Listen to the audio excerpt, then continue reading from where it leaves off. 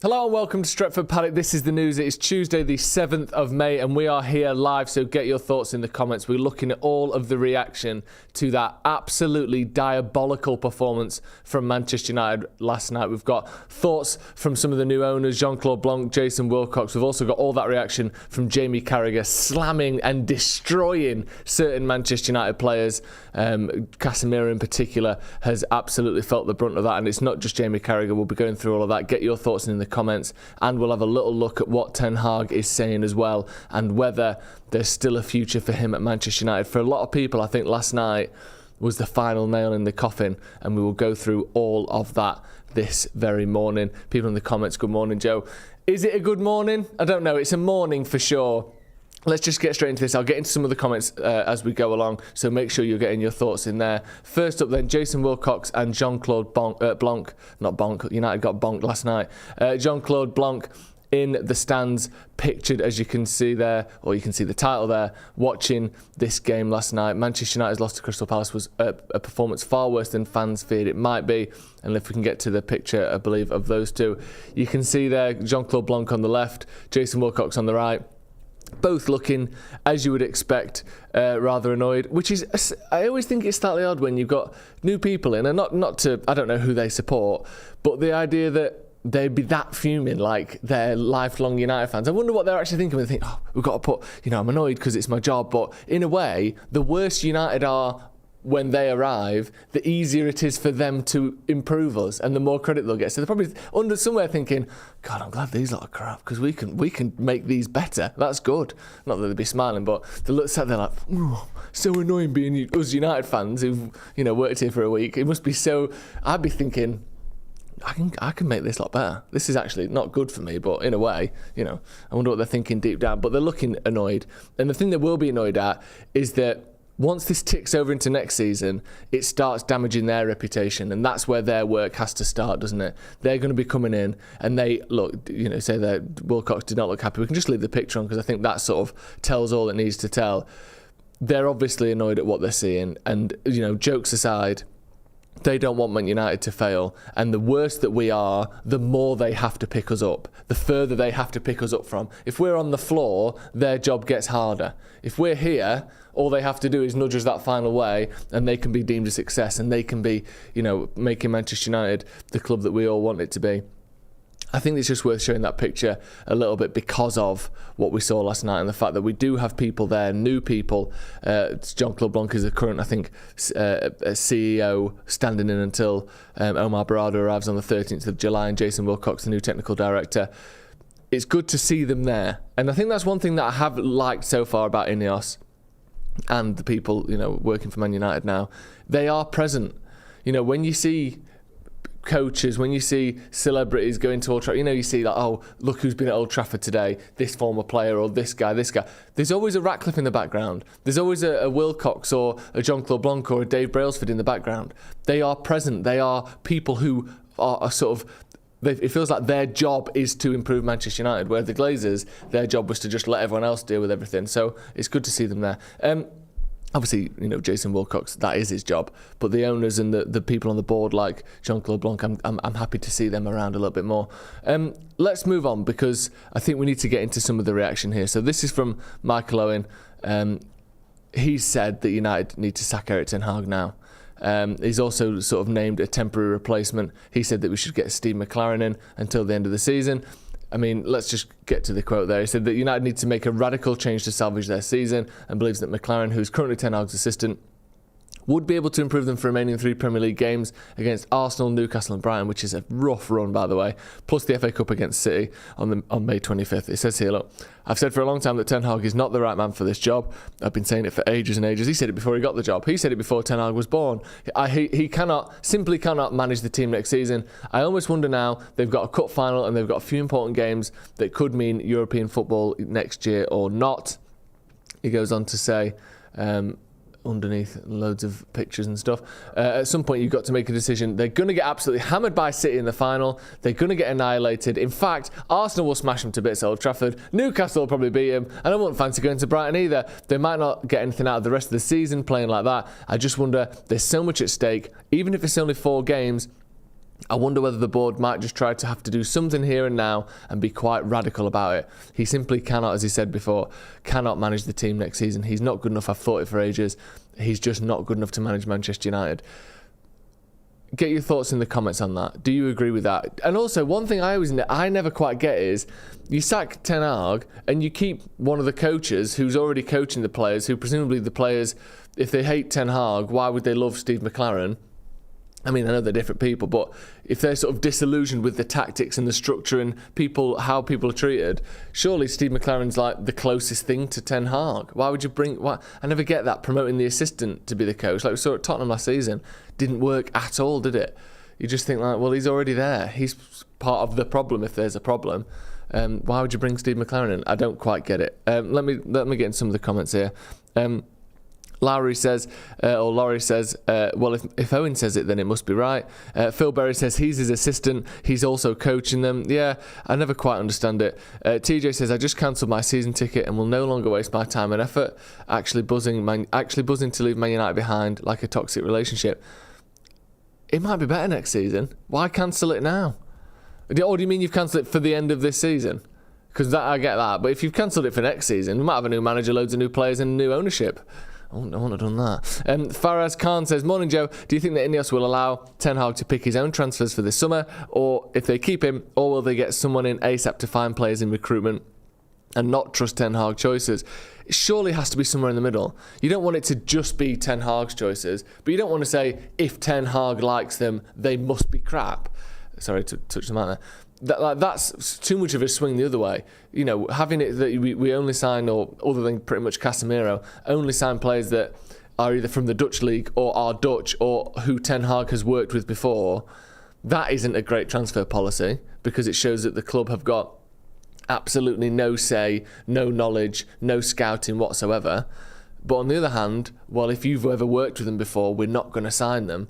That isn't sensible either. It needs to be, okay, Eric, what do you like? Who do you think can help you? Okay, we don't really think that guy's got it. We've not seen enough from him. But in a similar mould, we think X, Y, and Z have got a lot of those things, but will suit the Premier League more because of these things. That's what we need. Functioning adult conversations. Not one where you've got the manager picking everything, but also not one where the manager is being shut out. That, you know, surely being grown-ups, where people talk and go, we see what you mean there, and we like that profile, but we don't think this guy is it. We don't think it's Anthony. We think it's whoever. You know, I know Gakpo was one mentioned. I think a lot of Liverpool fans would say he's hardly set the world alight there. But maybe, you know, surely that's the way forward here. Sensible, smart people having sensible conversations with, you know, trying to pull in the same direction. That's what makes the most sense to me. Kyle Reid said Ten Hag shouldn't get any say on transfers. This is what I'm saying. I don't agree. He has signed absolute crap minus Martinez. Let Omar and Jason identify what we need. But you can't have the manager out of the discussion of the people he's about to manage. Maybe he's not leading it like he once was, but he's got to be in there. That would be nonsense. Oh, we've bought you this guy. I don't want him. Well, we've bought you him anyway. You'll get used to it. No, I won't. Erik Ten Hag has a right to finish the end of the season and then sit down and decide his future. Wow, that's a lot of giving Ten Hag a lot of power there. Let's move on to these further comments, because Jamie Carragher, who I think with sort of Gary Neville and Roy Keane, and you can maybe put Rio Ferdinand, but certainly those Sky guys are the most listened to, most watched pundits in the country, probably most respected as well in terms of Carragher and Neville in particular. What these people say have weight, and this is what he was saying last night after the game. He described Man United as one of the most poorly coached teams in the Premier League, and we've got quite a few quotes from him here. So I want to get straight into this Casemiro stuff, because for me, when you see former pros, and no offence to Jamie Carragher, he isn't as good as Casemiro has been in his career. Jamie Carragher would love to have had the career that Casemiro's had. And that doesn't, I'm not trying to exclude him from criticising him. I'm just saying he's talking about someone that he knows has been a top player in Casemiro. 5 Champions Leagues, 3 or 4 La Ligas, one of the best defensive midfielders in the history of football, regardless of what we've seen this season. When he goes in on someone like that, the way he did last night, I think that's worth talking about. So he says, I think Casemiro should know himself as an experienced player that he should only have another 3 games left at the top level, the next 2 league games and the cup final. He should be thinking, I need to go to the MLS or Saudi Arabia. I'm deadly serious. He's been an absolute great, and I'm nowhere near what that man has achieved, which is what I've sort of said there. But I always remember something when I retired myself: leave football before football leaves you. He says the football has left him at this top level. He needs to call it a day at this level and move. The level of that player, he should not be putting himself through this. He's too good to be putting in a performance like that and being laughed at by Crystal Palace. He's not playing Man City or Real Madrid. A man of that level should not be going through what he's going through right now. And he needs to call it a day. It's always sad, isn't it? Because, I mean, other than Paul Scholes, you only get to retire once. And making that call has to be the hardest thing you do as a professional footballer. 32 isn't a huge age. You look at someone like Modric, who's still putting in world-class performances, not week in, week out anymore, but at the age of 36 and 37, Ryan Giggs adapted his game and was playing, not every week, but again, valuable performances up until the age of 40. Even Paul Scholes, who I just mentioned, was one of the best midfielders in the league at 33, 34, 35. And yet, maybe it is time for him to make that decision.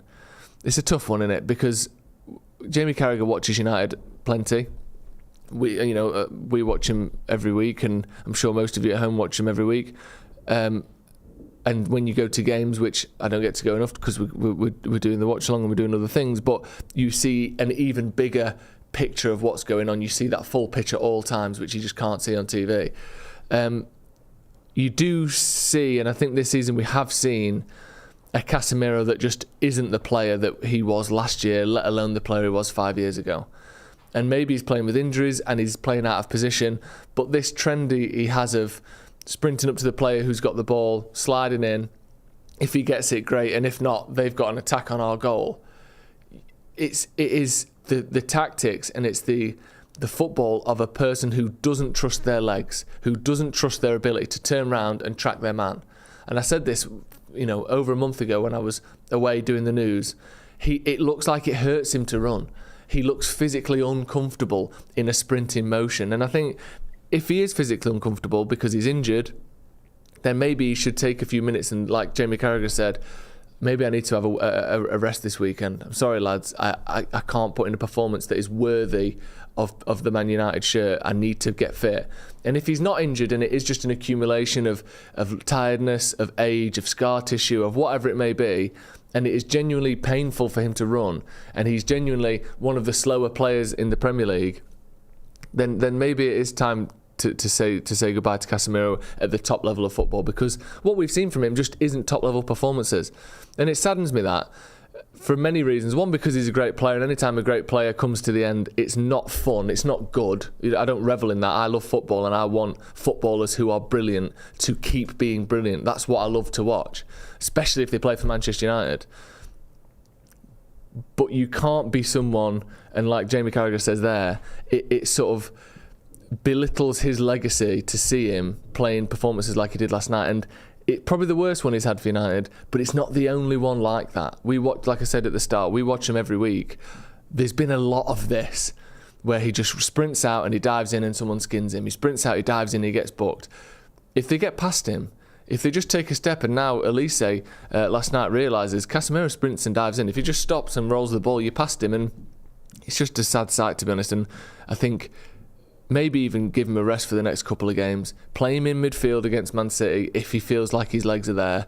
One last game, win us another cup final like he did against Newcastle, and after that, we have to sort of consider his future. I think the only thing that's troubling for me in all of this is he's on 350 grand a week and he's still got 2 years left on his deal.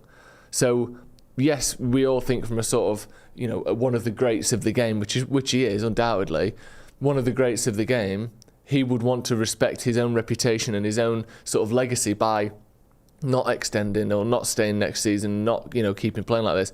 But there's no reason why he couldn't just say, oh, give me 350 grand a week and I'll sit on the bench. That's an option, and that's again a problem with Manchester United's transfer policy. Get your thoughts on Casemiro. To me, it's a bit of a sad one, actually, because I do think that there's been so many games of that style, not exposed to the degree we saw last night, but of that style from Casemiro where you think, this is kind of what he is now, unfortunately. Alan Chaplin says, we have too many players that are close to the end of their peak. Other than Bruno, we've done this with many of our first-team players for years. We have to hope they start scouting better.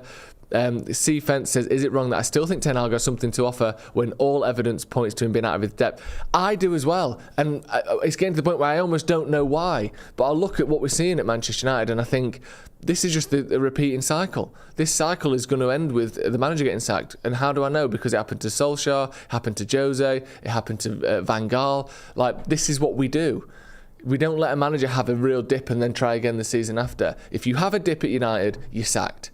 And maybe that's the way you have to be these days, but maybe, I look at it sort of through rose-tinted glasses and see what some other managers have done with a bit longer. Look what Arteta did, finishing 8th twice. Even, Sir Alex Ferguson, if he'd have started his Manchester United career 3 years ago and had the seasons he actually had in real life when he came in, he wouldn't be here anymore. And obviously that is something to bear in mind. However, the other side of that is maybe Ten Hag just isn't up to it, and regardless of how long you give him, it might never get better. That's where you need people like Wilcox and Barada and Ashworth with their knowledge of football and what they see behind the scenes to make those decisions on our behalf almost. Gujira with a super chat says, remember one of the greatest pundits, Gary Neville, failed at his job with the majority of the squad healthy. Sir Alex Ferguson had a defensive crisis for a few games with Michael Carrick as a central defender. We were struggling back then. Yeah, we did. And I remember that period. And I think there was a point where we had, I don't know if it was the same season, but we've had Darren Fletcher and Carrick playing as a partner. We've had Patrice Evra started a game or two at centre-back. But it was a game or two. We've had one fullback playing on the opposite side to what they're used to playing dozens of games this season. We've had Casemiro playing at centre-back for over a month. We've got Johnny Evans, who, no offence to him, didn't even expect to be a United player this time last year, or even at the end of pre-season last year, it was up in the air whether he'd even be a United player. He's playing injured at centre-back. I don't think I've ever seen an injury crisis in one localised area, centre-back and left-back, the way I've seen this season. I don't think I've ever seen that at Manchester United for such a prolonged period. It's been all season. The amount of times we played Martinez and Varane next to each other from the start, I don't even know. It's certainly not double digits. It could even be less than 5. Jesus Christ, this is his name, says Casemiro had a 0 out of 10 performance playing out of position yesterday, and Carragher had at least a dozen worse performances in his prime. Ridiculous. I mean, I don't know how that helps Man United though, because we can't get a prime Jamie Carragher in, and even if it was an option, I'm sure we wouldn't want to. Jobib says, we were so bad and no one is even talking about the horrific performance from the referee. Sorry, we were so bad that people aren't even talking about the performance from the referee. We were so dire that it overshadowed abysmal officiating. Højlund's goal should have stood. It should have stood. But you just look, I think you look semi, like you're saying there, you look a bit silly really, focusing on that when we probably would have just lost 4-1. On the other hand, a goal going in at, 1-0, 2-1, 2-0, makes a difference, and it changes Palace's confidence, it changes United's, and it was a bad decision. You just jumped up with the keeper and touched him in the air, and it's a foul. So, but I think these sorts of games are kind of so regular at the moment. These sorts of performances are so common. Whether it's a draw against Brentford, which was a similar level of performance to last night, whether it's games against Bournemouth, it's almost like you put the referee and stuff to one side a little bit, because even with all the bad decisions helping us this season, unless that had completely changed the momentum of the club, we'd still be looking at very poor performances around those bad decisions. Jesus Christ says the entire club's been crumbling since the Glazers came. From the CEO down, Fergie was a one-of-one boss that held us together for 7 or 8 years. It's catching up now. It is catching up. And in that time, we let Man City catch up as well and overtake us and stay ahead of us. And that's, not anything to do with Sir Alex Ferguson. That's because we watched them doing all the things that we should have been doing. Like, I know obviously they didn't build their own stadium, but getting a new stadium and trying to improve that stadium, improve the area around it, making Manchester City a destination, improving the brand of Manchester City to the point where, you go around the world and you see Man City tops as regularly as you see Man United tops, especially on younger fans. Like, these sorts of things, all of the things United should have been doing, and instead we just put our hands behind our head, put our feet on the handlebars and coasted. And while in the meantime, City are using PEDs to fly past us. I think we'll leave it there, actually. Get your thoughts in the comments. A terrible result last night, and of course the pundits going in on Manchester United, I think quite rightly. Give me your thoughts on this squad. What's gonna happen here? What's the breaking point? Does the manager go? Does someone come out and back him? Do we talk about next season? What is happening? We've seen from the first game this season against Wolves that something was wrong. Whether it was what happened with Sancho, whether it was what happened with Greenwood, whether it was too much running, too many different cities on the tour, not playing the first team. I don't know what it was, but they came out of pre-season looking pissed off, this team, and it hasn't changed all season. Something is going on at Manchester United, and of course we're seeing the results of that on the pitch at the moment because it's been absolutely woeful. That is all from me. We're back later on this afternoon as well. Thank you very much for getting your thoughts in the comments. This has been the news. We'll see you in a bit.